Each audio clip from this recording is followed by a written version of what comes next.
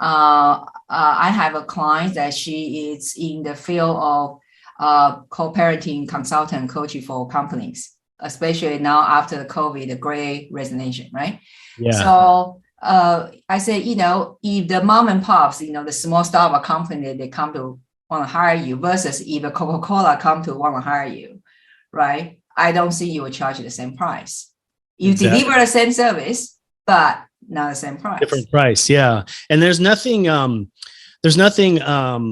immoral or icky about that. And some people have, especially in the faith community, I notice, I work with a lot of people, because we're so giving, we're called to do things through church and so forth, a lot of times for free. And so then when we come to charge, let alone charging something different for the exact same widget, it can feel a little wrong, but it actually isn't. If you really shift your mindset, and that's what I try to encourage people to do, is shift your mindset on and not selling to your own wallet in terms of what is it that your solution brings to your clients? What is the outcome that your solution brings? Because that's the true value. And what you bring to Starbucks is way more valuable than a mom and pop shop that just has one single flower shop. And that's how I've priced my consulting services for years. And there's 3 basic strategies that I teach that I'm happy to cover for you if you want. But of course, please go ahead. Yeah, there's 3 pricing strategies every coach, consultant, author, speaker can implement today that will increase your rates next time you go do a bid. And these 3 are super simple. The number 1 strategy is always provide price options. Okay, so often us in the expertise space or this knowledge base only provide one price. And that's basically giving your clients an ultimatum. It's a take it or leave it proposition. And the clients don't have anything to compare it to. So what do? They're going to compare it to your competitors. Whereas if you provide price options or good, better, best pricing, Goldilocks pricing, now they're going to look at the value propositions that your packages have, good, better, and best, and compare those 3 and not think about your competitors. Number 1. Number 2 is that it really allows your clients to choose the best value for them. If some of them might want your basic package, some might want to fly first class, some might want your Bentley. And if you never offer the Bentley, they're never going to buy it. And so always using price options. You see Starbucks, you go to the car wash, there's the standard car wash, the deluxe, there's supersize at McDonald's. I mean, everywhere you go, a Delta, first class, comfort. So always provide pricing options.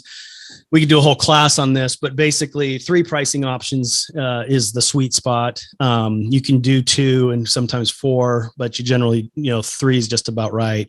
And then the second strategy is always anchor high. Okay. And there's what's called in behavioral economics, there's what's called pricing, price anchoring. And the first number that your clients see or hear anchors the value in their mind for your services. And so counterintuitively, most of us go in and say, well, I really need this job, so I'm going to come in low where I think they'll do it because I really need the money. And you just anchored yourself low, and then they beat you down from there. And now you're even lower than what you wanted. Whereas if you use a high anchor and let that sink in, and it really you establish the value for your service. And it's not this isn't some like Jedi mind trick to cheat somebody out of their value or get over on them at all. It's really about positioning your pricing in a way that allows your clients to make the best value for them. And that's where the pricing options with anchoring, put your high anchor on the left, because we read left to right. So your first class, your standard, and then your basic. By the way, as a team, we are so excited to let you know that we are designing a very powerful business assessment, completely free, for the Christ Center leaders like you to really diagnose out what is that number 1 killer for your business, so you can finally move the needle and move forward. If the assessment is ready, the link will be in the description section. So please look out for it. And then the last strategy that I recommend, and I've done this for years, and it just works really well, and that's a single page proposal. You've probably, Kelly, been on the other side of procurement processes in corporate where you get an RFP out and you get all these bids from these companies for services. And then, it's about 3 inches thick and it has all their staff and everything. What do? We flip to the very last page and look at the pricing sheet. Right. Right. And so I set myself apart. I use a single page sheet with bullet points and real distinct, just benefits and features that's going to mean something to the client. And if I can't fit it on one page, then I get rid of it.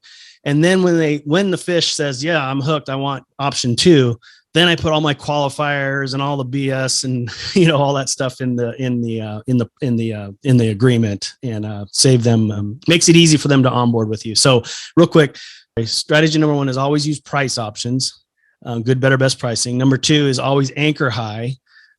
Drop a high anchor, an anchor bomb, often in whether you hear it or say it. And number 3 is use a single page proposal with your high-end coaching and consulting, and you'll see a dramatic increase right away. I guarantee it.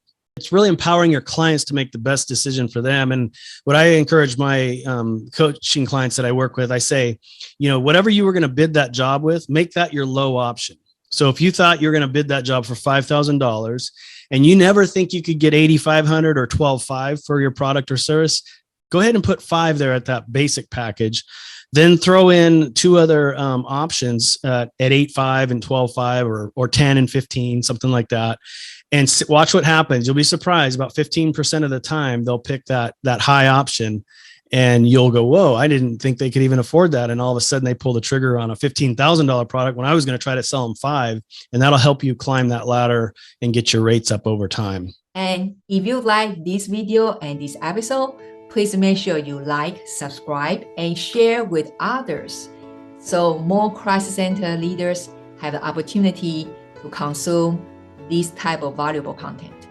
Before I go, I just want to remind you that you can click on the screen to go to the next business growth videos, and I will see you in the next episode.